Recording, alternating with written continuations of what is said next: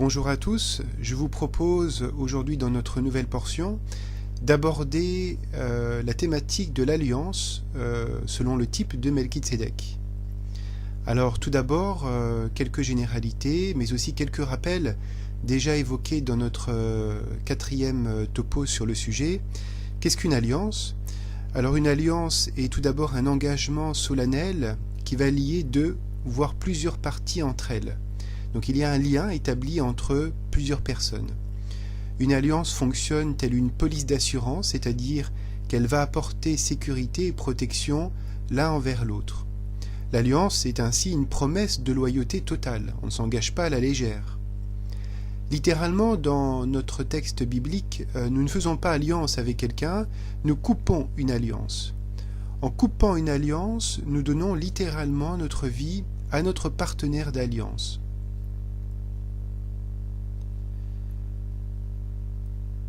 Alors d'autres points sur l'alliance, il faut savoir que l'alliance ne peut pas être brisée, sinon il y a peine de mort. Lorsque l'alliance se faisait par le sacrifice des animaux, cela annonçait qu'en gros, si je trahis cette alliance, alors qu'il me soit fait comme il a été fait à ces animaux coupés en deux. Nous avons un passage en Jérémie 34-18 qui illustre très bien cet engagement.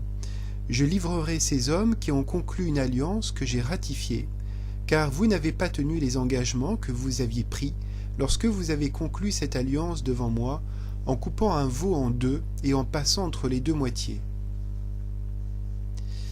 Alors concernant les alliances, nous avons en Éphésiens chapitre 2 verset 12, l'apôtre Paul qui parle des alliances de la promesse. En effet, il nous dit « Souvenez-vous qu'à ce moment-là, vous étiez sans Messie, exclus du droit de cité en Israël, étrangers aux alliances de la promesse, sans espérance et sans Yahuwah dans le monde. » Alors c'est surprenant parce qu'il utilise le mot « alliance » au pluriel, ce qui veut dire qu'il y a plus qu'une alliance de la promesse, il y en a plusieurs. Alors, voilà, je vous propose une lecture de ce que sont les alliances de la promesse. Tout d'abord, la première que je vous propose, c'est la promesse faite par le serment que nous trouvons en Genèse 12. La deuxième est la promesse faite par le sacrifice que nous avons un petit peu plus loin en Genèse 15. La troisième, c'est la réponse par le livre de l'Alliance. Nous trouvons ceci de Exode 19.5 à Exode 24.8. La quatrième alliance de la promesse, c'est l'alliance nouvelle, ou encore appelée alliance renouvelée. Les textes en parlent en Jérémie 31 et en Hébreu 8. Et enfin, la cinquième, c'est le mariage de l'agneau avec son épouse, l'Israël de Yahuwah. Alors, comment déterminer ces alliances de la promesse? Est-ce que à chaque fois que nous lisons le mot « alliance », dans le canon biblique, il s'agit d'une alliance de type Melchizedek? Je vous propose 4 points communs que nous retrouvons dans chacune de ces alliances, et certaines de celles-ci ont un 5e point commun.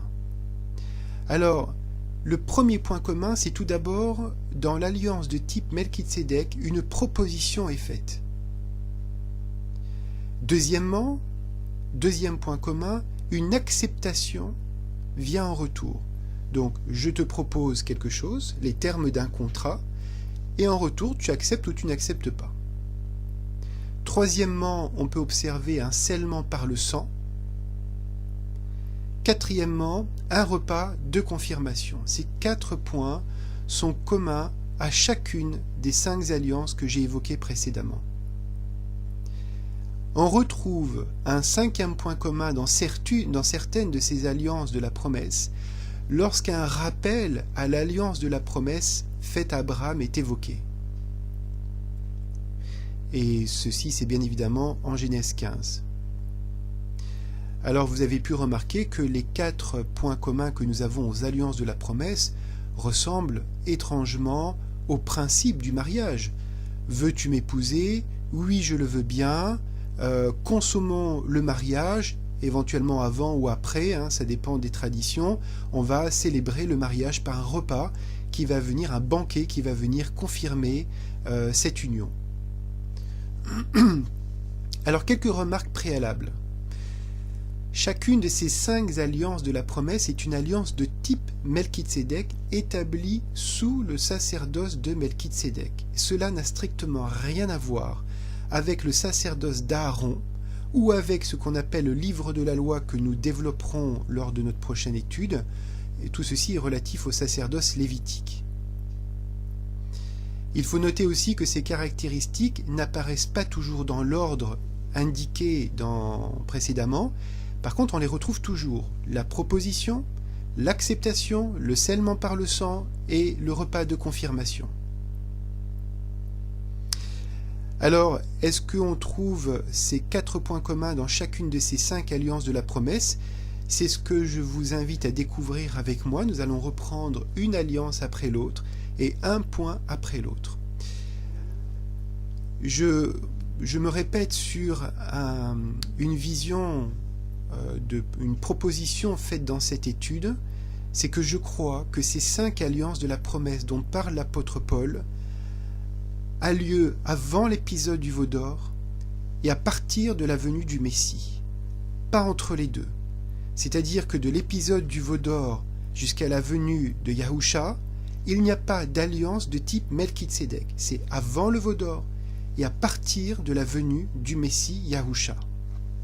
Ceci est très important à garder en tête lorsque l'on va examiner ensemble ces 5 alliances de la promesse. Alors la toute première, c'est parti. Alliance de la promesse numéro 1, trouvée en Genèse 12. Je vous invite à relire à chaque fois les versets et les chapitres pour déterminer le contexte. C'est la promesse faite par serment. Une idée clé dans cette première alliance de la promesse, c'est que ce serment est fait par le Créateur lui-même, par Yahuwah. Ce serment est éternel et ne peut pas être brisé. Pourquoi? L'auteur de l'épître aux Hébreux, dans le chapitre 6, verset 13, nous dit ceci. Lorsque Yahuwah fit sa promesse à Abraham, donc en Genèse 12, il prêta serment par lui-même, car il ne pouvait pas jurer par un plus grand que lui. Donc il n'y a pas plus grande promesse, il n'y a pas plus grande alliance qui soit faite que celle qui engage le nom du Créateur, le nom de Yahuwah. Alors, premier point commun à ces alliances, la proposition. Lisons en Genèse chapitre 12 à partir du verset 1. Et Yahuwah avait dit à Abraham, « Va-t'en hors de ton pays, et de ta parenté, et de la maison de ton père, vers le pays que je te montrerai, et je te ferai devenir une grande nation, et je te bénirai, et je rendrai ton nom grand, et tu seras une bénédiction. Et je bénirai ceux qui te béniront, et je maudirai ceux qui te maudiront. Et toutes les familles de la terre seront bénies en toi. » Donc là, on voit très clairement, dans ces 3 versets, la proposition que Yahuwah fait à Abraham. « Sors de ton pays, et voici ce que je ferai. » Mais la proposition, c'est « Quitte de là où tu es, sors de ton pays. » Alors, est-ce que Abraham accepte? Oui, effectivement. En continuant la lecture, à partir du verset 4, et Abraham s'en alla, comme Yahuwah le lui avait dit. Et Lot alla avec lui.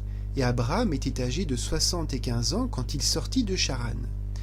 Et Abraham prit Sarai, sa femme, et Lot, fils de son frère, et tout le bien qu'ils avaient gagné, et les personnes qu'ils avaient acquises à Charan.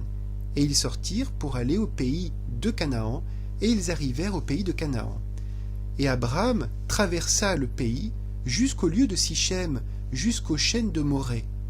Or, les Cananéens étaient alors dans le pays. Donc il y a eu la proposition, Abraham sort, va-t'en, quitte ton pays, et nous voyons tout de suite qu'Abraham accepte, puisqu'il quitte le pays, il le traverse jusqu'au lieu de Sichem. A-t-on un scellement par le sang? Alors, oui, vous ne le trouverez pas en Genèse, chapitre 12, mais vous avez pu constater dans les études préalables que nous vous avons proposées que les textes du canon biblique ne sont pas toujours chronologiques dans leur narration. Et pour ma part, je pense que le scellement par le sang à cette promesse, nous le trouvons en Exode chapitre 12. Ce scellement par le sang a été fait avec la postérité d'Abraham. Je lis à partir du verset 6, Exode chapitre 12. « Et vous le garderez jusqu'au 14e jour de ce mois, et toute la communauté d'Israël assemblée l'égorgera, un agneau ou un chevreau, entre les deux soirs. Et ils prendront de son sang, et le mettront sur les 2 poteaux et sur le linteau de la porte des maisons où ils le mangeront. Et Yahuwah passera pour frapper l'Égypte, et il verra le sang sur le linteau et sur les 2 poteaux. Et Yahuwah passera par-dessus la porte, et ne permettra point aux destructeurs d'entrer dans vos maisons pour frapper. Vous garderez ceci comme une ordonnance perpétuelle pour vous et pour vos enfants. » Donc voilà, je pense que le scellement par le sang de cette promesse faite par serment a lieu avec la postérité d'Abraham quelques siècles plus tard, au moment où le peuple Israël sort de Mitzraïm, sort d'Égypte. Est-ce que cette alliance par serment a été accompagnée d'un repas de confirmation? Je pense que oui, c'est, selon mon opinion, le repas de Pessah. En Exode 12, nous lisons à partir du verset 7. « Et ils prendront de son sang et le mettront sur les 2 poteaux et sur le linteau de la porte des maisons où ils le mangeront. Et cette nuit-là, ils en mangeront la chair rôtie au feu, ils la mangeront avec des pains sans levain et des herbes amères. N'en mangez rien à demi-cuit, ni qui ait été bouilli dans l'eau, mais qu'il soit rôti au feu, sa tête ainsi que ses jambes et ses entrailles. Vous n'en laisserez rien de reste jusqu'au matin, et ce qui en restera au matin, vous le brûlerez au feu. Et voici comment vous le mangerez, vos reins sains, vos souliers aux pieds, et votre bâton à la main, et vous le mangerez à la hâte, c'est la Pâque, le passage de Yahuwah. » Donc nous trouvons en Genèse 12, dans cette alliance de la promesse, une proposition « Abraham sort de ton pays », une acceptation « Abraham accepte de sortir », un scellement par le sang et un repas de confirmation concrétisé des siècles plus tard avec la postérité d'Abraham, juste avant qu'il sorte du pays d'Égypte. J'ai dit tout à l'heure, au moment où il sortent, en fait c'est juste avant qu'il sorte du pays d'Égypte. Alors passons maintenant à l'alliance de la promesse numéro 2, celle évoquée en Genèse 15, cette promesse faite non pas par serment, mais par sacrifice. Quelle est la différence entre les deux? Je crois que l'alliance en Genèse 12, cette promesse par serment, est une alliance inconditionnelle. Alors que l'alliance, la promesse faite par sacrifice en Genèse 15, est une alliance conditionnelle. Les deux sont radicalement différentes, même si elles portent sur le même but.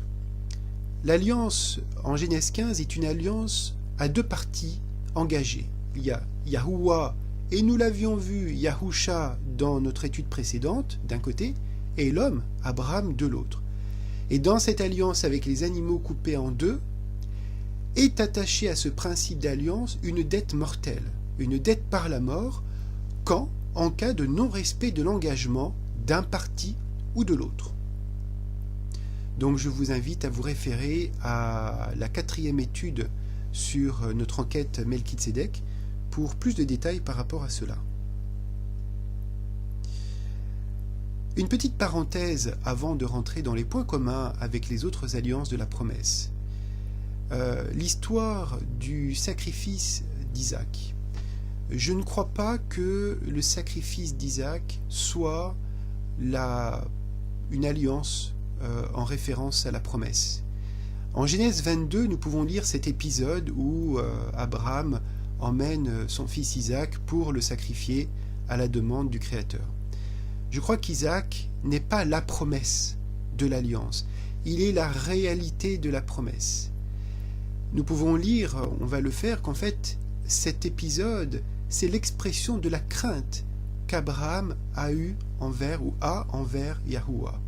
En Genèse 22, verset 7, l'ange dit « ne porte pas la main sur l'enfant et ne lui fais rien, car je sais maintenant que tu crains Yahuwah et que tu ne m'as pas refusé ton fils unique.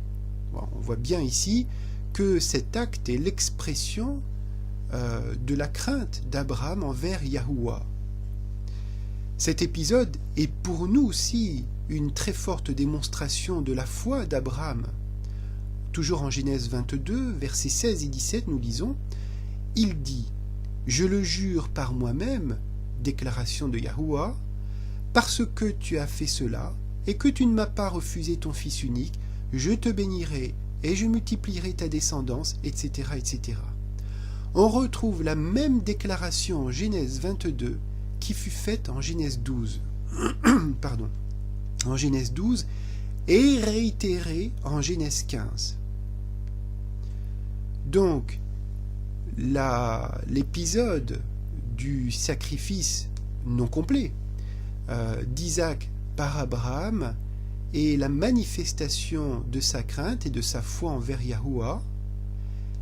Cet épisode n'est pas la promesse, mais la réalité de la promesse. C'est très différent. Alors, revenons sur donc, notre alliance numéro 2, la promesse par le sacrifice, la proposition. En Genèse 15, versets 8 et 9, « Et il dit, Seigneur Yahuwah, à quoi connaîtrai-je que je le posséderai ?» En parlant de la terre promise, du pays promis. Et il lui répondit, « Prends pour moi une génisse de 3 ans, une chèvre de 3 ans, un bélier de 3 ans, une tourterelle et un pigeonneau. » Donc là, on voit bien qu'une proposition est faite.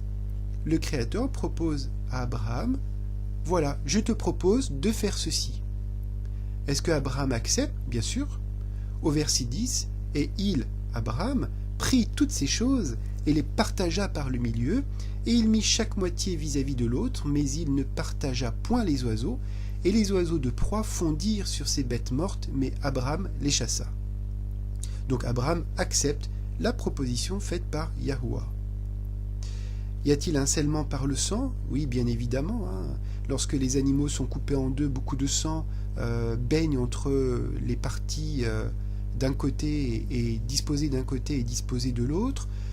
Abraham marche à travers ce sang.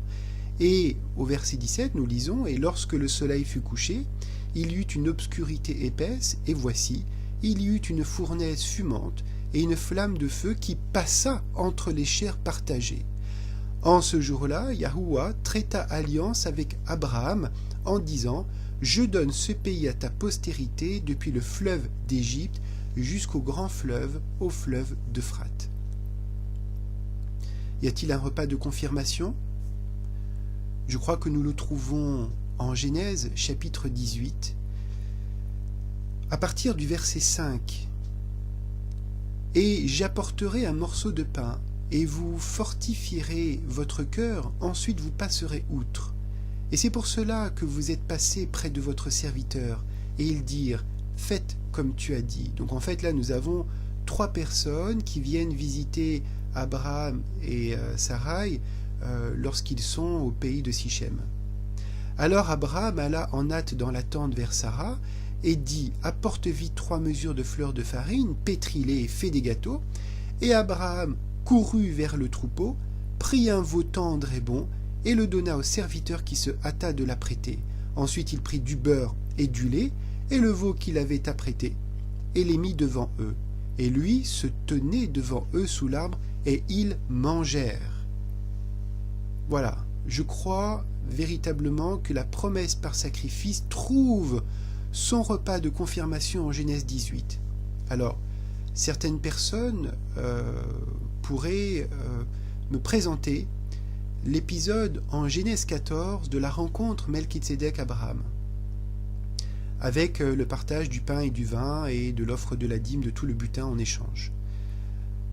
Après avoir bien examiné les textes et le contexte de chacune des parties et au regard de l'étude précédente sur ce contexte de réconciliation familiale entre Shem, Melchizedek et Abraham, je ne crois pas que lorsque Shem, Melchizedek vient apporter le pain et le vin à Abraham, cela est le repas de confirmation.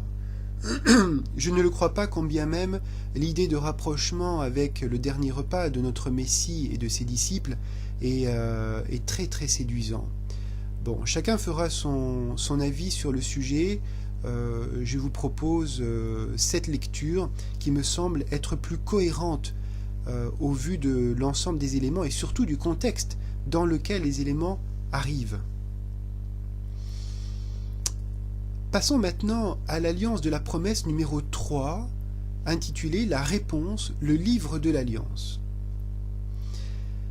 Cette alliance de la promesse numéro 3 se trouve être une réponse à la promesse faite à Abraham par Yahuwah en Genèse 15. Il faut relire véritablement chacun de ces chapitres, Genèse 12, Genèse 15, qui sont des chapitres clés pour la compréhension de ce qu'est une alliance de type Melchizedek. Alors, a-t-on une proposition par rapport à cette alliance de la promesse numéro 3 ? Je crois véritablement que cette alliance de la promesse numéro 3 est très très très importante. Vous aurez l'occasion de largement le découvrir dans la prochaine étude. Proposition. En Exode chapitre 19. Maintenant donc, si vous obéissez à ma voix, et si vous gardez mon alliance, vous serez aussi d'entre tous les peuples mon plus précieux joyau. Première proposition, vous serez mon plus précieux joyau, car toute la terre est à moi.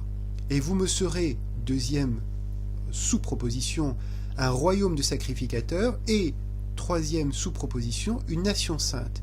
Voilà les paroles que tu diras aux enfants d'Israël. Donc là, nous avons la proposition que Yahuwah, créateur des cieux et de la terre, fait à l'ensemble de son peuple enfant d'Israël de devenir 1. Son plus précieux joyau, 2. Un royaume de sacrificateurs, et 3. Une nation sainte.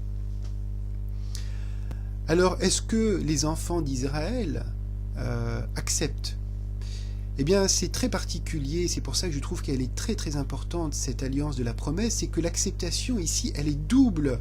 C'est extraordinaire, nous avons une première acceptation avant même que les enfants d'Israël ne prennent connaissance du contenu du livre de l'Alliance, et ensuite une deuxième acceptation après avoir pris connaissance de tout le livre de l'Alliance. Ça, c'est du jamais vu, ça. Double acceptation. Alors, première acceptation en Exode chapitre 19, notez bien au verset 7 et 8.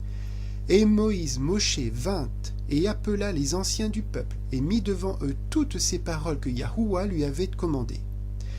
Et tout le peuple ensemble répondit et dit, nous ferons tout ce que Yahuwah a dit. Et Moïse rapporta à Yahuwah les paroles du peuple. Donc, première acceptation, avant même que l'ensemble du peuple ne prenne connaissance du contenu du livre de l'Alliance, qui n'est pas encore venu, qui va venir par la suite, de Exode 19 jusqu'à Exode 24, le peuple accepte une première fois. Le peuple accepte une deuxième fois à la fin de la proposition du livre de l'Alliance en Exode 24, versets 3 et verset 7. Lisez bien ceci. Alors Moïse vint et rapporta au peuple toutes les paroles de Yahuwah et toutes les lois du livre de l'Alliance qui ont commencé à être données à partir d'Exode 20 précisément. Et tout le peuple répondit d'une seule voix et dit, nous ferons toutes les choses que Yahuwah a dites, c'est-à-dire le contenu de Exode 20 jusqu'à Exode 23 inclus.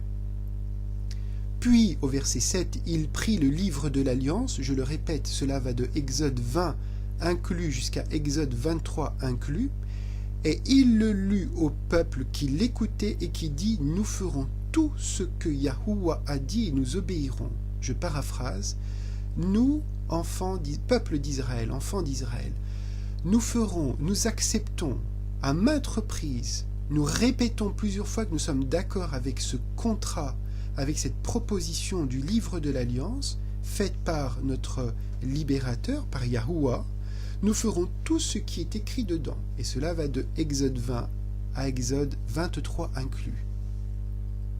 Je fais exprès de répéter ceci parce que c'est important de comprendre que lorsque le peuple dit, à ce moment-là, dans cette troisième alliance de la promesse, dans le cadre du livre de l'alliance, quand il dit « Nous suivrons toutes les lois données par Yahuwah », cela ne veut absolument pas dire que nous suivrons toutes les lois de la Torah, Torah compris dans le sens les 5 livres de Moïse, le Pentateuque. Ça n'est pas vrai.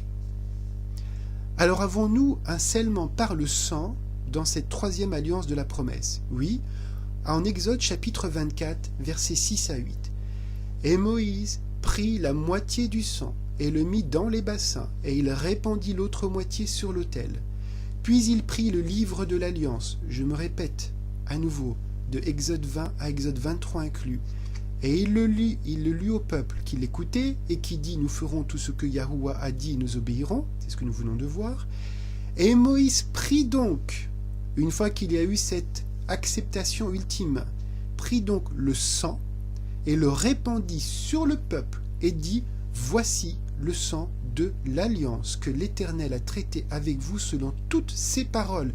Ces paroles sont celles du livre de l'alliance. » Il est extrêmement important dans le développement de cette étude de comprendre, à travers une lecture attentive, et c'est ce que j'essaye de mettre en lumière à travers ces échanges, à travers ces propositions de lecture, qu'il existe dans la Torah, ce que nous appelons la Torah, un livre de l'Alliance et un livre de la loi. Et nous développerons ce qu'est l'un et ce qu'est l'autre dès notre prochaine étude, dans très bientôt. Avons-nous, dans le cadre du livre de l'Alliance, un repas de confirmation? Ben oui, toujours en Exode 24, à partir du verset 9. Et Moïse et Aaron, Nadab et Abihu, et 70 des anciens d'Israël montèrent. Donc il y a un petit groupe cette fois-ci qui monte. Et ils virent l'Élohim d'Israël, et sous ses pieds, il y avait comme un ouvrage de saphir transparent, pareil aux cieux même en éclat. Et il n'étendit point sa main sur ceux qui avaient été choisis d'entre les enfants d'Israël, mais ils virent Yahuwah, et ils mangèrent et burent. Donc les représentants, les anciens, ceux qui représentent le peuple, contractent par le repas de confirmation le livre de l'Alliance en mangeant et buvant ensemble. Là, nous avons un cinquième élément que nous retrouverons par la suite, que nous n'avions pas en Genèse 12 et en Genèse 15, vous comprendrez très facilement pourquoi, c'est que dans cette troisième alliance de la promesse, il y a un lien avec Genèse 15. Effectivement, en Exode 19.6, il est question des enfants d'Israël. Mais qui sont ces enfants d'Israël? Sont-ce les Juifs? Sont-ce la tribu du Juda? Absolument pas. C'est la descendance de Jacob, fils d'Isaac, fils d'Abraham. C'est l'ensemble de toutes les tribus d'Israël. Ils sont directement concernés et liés à la promesse de Genèse 15 faite à Abraham. Regardons en Genèse 15, verset 13. Et Yahuwah dit à Abraham, sache que ta postérité sera étrangère dans un pays qui ne lui appartiendra point, nous parlons bien ici du peuple Israël, et qu'elle en servira les habitants et qu'ils l'opprimeront pendant 400 ans. 400 ans. Donc là on voit bien qu'en Genèse 15, Yahuwah parle bien de cette postérité qui sont les enfants d'Israël avec qui le livre de l'Alliance va être partagé, proposé. Paul nous parle de cela également en Galates. Galates est un livre qui explique, j'ai envie de dire quasiment littéralement, ces alliances de la promesse et cette différence qu'il y a entre le livre de l'Alliance et le livre de la loi que nous trouvons tous les deux dans la Torah. Mais alors vous comprendrez, il est question d'une Torah propre à l'Alliance et il est question de la Torah propre à la loi établie après l'épisode du veau d'or. Nous reviendrons là-dessus. Mais revenons en Galates chapitre 3 verset 17. Voici ce que nous dit l'apôtre Paul. Voici donc ce que je dis. Quant au contrat que Yahuwah a auparavant confirmé en Christ, la loi qui n'est venu que 430 ans après, n'a pu l'annuler pour abolir la promesse. Car si l'héritage vient de la loi, ce n'est plus de la promesse. Et oui, cet héritage, cette promesse dont on parle en Genèse 15, c'est venu avant l'établissement de ce que Paul résume en étant la loi, qui est le livre de la loi. Or, Yahuwah l'a donné gratuitement à Abraham par la promesse. Voici pour la 3e alliance. Venons maintenant à la 4e alliance en rapport avec la promesse faite par Yahuwah à Abraham et sa postérité, dont nous le sommes par la foi. Cette 4e alliance, nous l'intitulerons l'alliance nouvelle ou alliance renouvelée. Je crois que les deux termes sont justes car ils sont scripturaires. Trouve-t-on une proposition? Oui, je le crois, nous allons rentrer dans les textes de la nouvelle alliance ou de l'alliance renouvelée, comme bon vous semblera.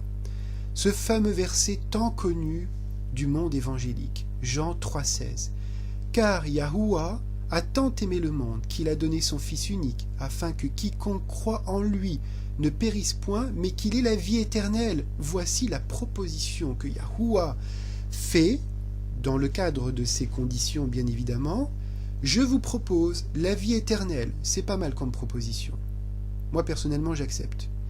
Alors, où est l'acceptation à cette alliance nouvelle renouvelée?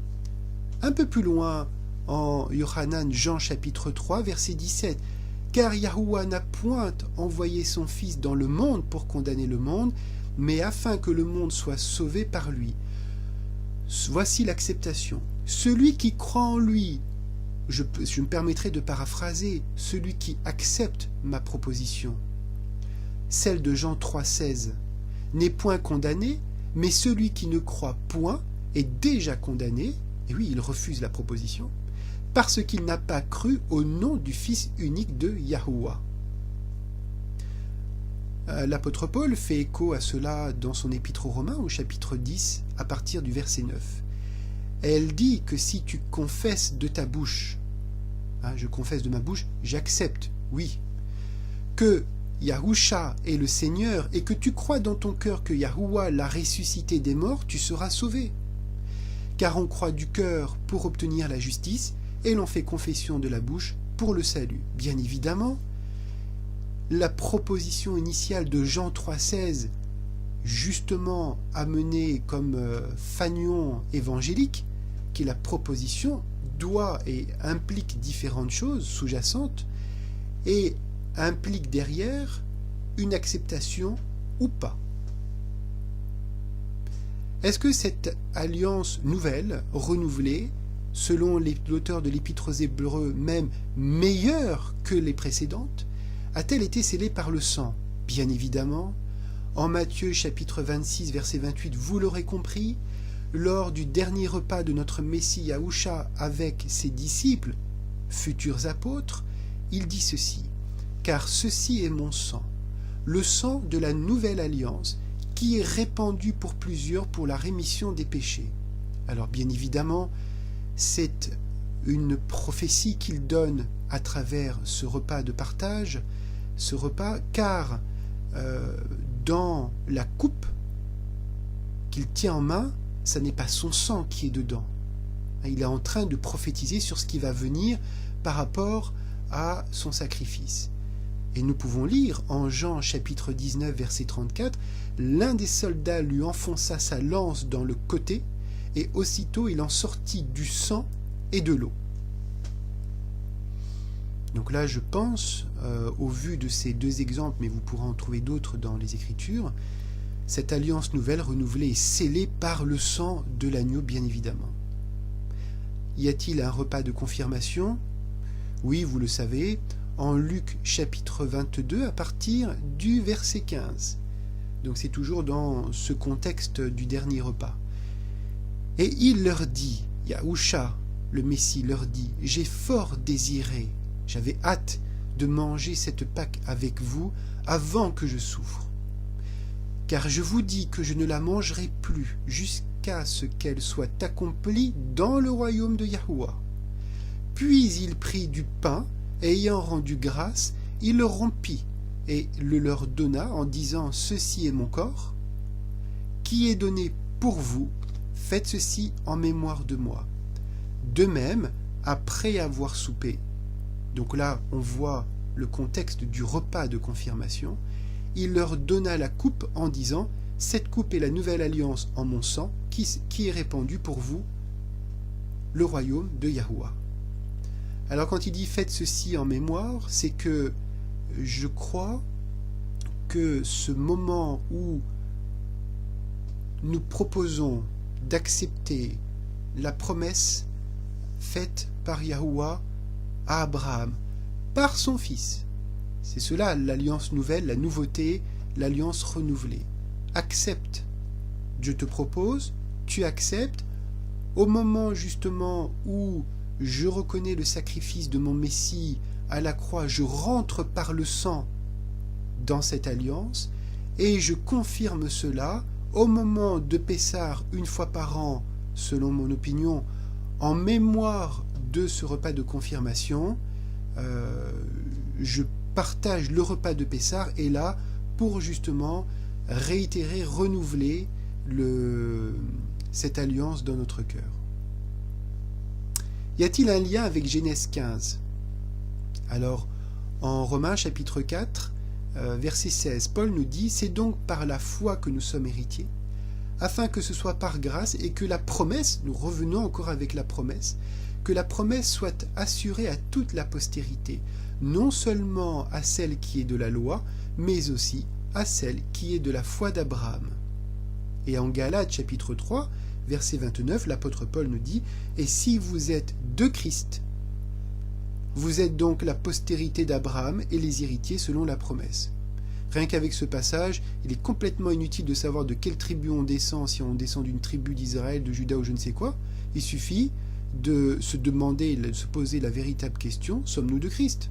Si c'est le cas, nous sommes alors la postérité d'Abraham et héritiers selon la promesse. J'ai vraiment cet espoir, cette espérance qu'en relisant les lettres de Paul, vous commenciez à lire avec une sorte de nouveau filtre qui permet de mettre en lumière, de mieux comprendre ces termes de postérité d'Abraham, de promesses qui avaient été faites en Genèse 12 et réitérées en Genèse 15. Alors, cinquième et dernière alliance, le mariage de l'agneau avec son épouse. Cette alliance est un peu particulière car elle est grandement prophétique puisque, vous le savez, elle n'a pas encore eu lieu. Il y a une proposition. Cette proposition, Matthieu nous la donne à travers les mots du Messie Yahusha. Il dit « Le royaume des cieux est semblable à un roi qui fit les noces de son fils. » Et dans la deuxième épître aux Corinthiens, chapitre 11, verset 2, l'apôtre Paul dit ceci « Car je suis jaloux de vous d'une jalousie de Yahuwah, parce que je vous ai unis à un seul époux, pour vous présenter à Christ comme une vierge chaste. » Donc nous voyons proposition de mariage avec notre Messie, avec l'époux. Trouve-t-on notre deuxième point commun à l'ensemble, je le rappelle, de ces alliances de la promesse qui sont des alliances de type Melchitsédek. Pourquoi ? Parce qu'elles sont faites, contractées avant l'épisode du veau d'or et à partir de la venue du Messie Yahusha. Donc, deuxième point, l'acceptation. Nous lisons en Apocalypse, livre des Révélations, chapitre 22, verset 17. L'esprit et l'épouse disent « Viens », que celui qui l'entend dise aussi « Viens », que celui qui a soif vienne et que celui qui voudra de l'eau vive en reçoive gratuitement. À mon sens, voilà, l'épouse, celui ou celle qui entend la proposition de mariage avec l'agneau, qu'ils disent « Viens », qu'ils disent « Amen », qu'ils disent « Oui ». Est-ce que cela est scellé par le sang ? En Apocalypse chapitre 25, je vous propose cette lecture au verset 12. Il disait à haute voix, « L'agneau qui a été immolé est digne de recevoir puissance et richesse et sagesse et force et honneur et gloire et louange. Pardon. Je crois que il n'y a pas besoin d'un nouveau sang pour cette 5e alliance. Le sang versé par l'agneau qui fut immolé demeure, continue dans le temps et est valable pour cette 5e alliance de la promesse. L'auteur de l'Épître aux Hébreux nous dit au chapitre 7, verset 27, « Les autres grands prêtres ou sacrificateurs sont obligés d'offrir chaque jour des sacrifices, d'abord pour leurs propres péchés, ensuite pour ceux du peuple.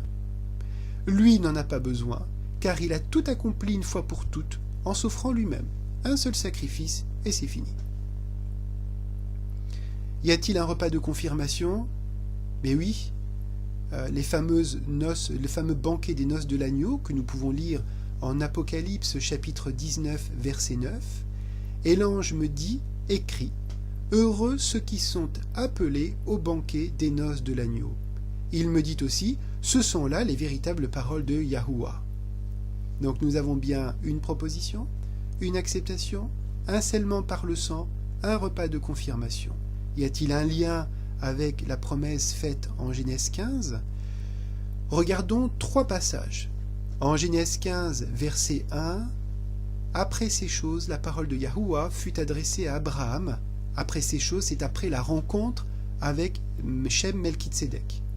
Dans une vision, en disant « Ne crains point, Abraham, je suis ton bouclier et ta très grande récompense. » Quelle plus grande récompense pouvons-nous avoir que de participer au mariage de l'agneau et d'être son épouse? Le prophète Jérémie au chapitre 31, un passage très connu, nous dit ceci au verset 31. « Voici les jours viennent, dit Yahuwah, que je traiterai une alliance nouvelle avec la maison d'Israël et avec la maison de Juda. » C'est bien Yahuwah qui traite une alliance nouvelle avec les 2 maisons. Non comme l'alliance que je traitais avec leur père au jour où je les pris par la main pour les faire sortir du pays d'Égypte. Alors là, les pères dont on parle, ce n'est pas Abraham, Isaac et Jacob, puisqu'ils n'étaient pas vivants au moment où ils sont sortis du pays d'Égypte. Alliance qu'ils ont violée. Là, c'est un rappel à l'épisode du veau d'or.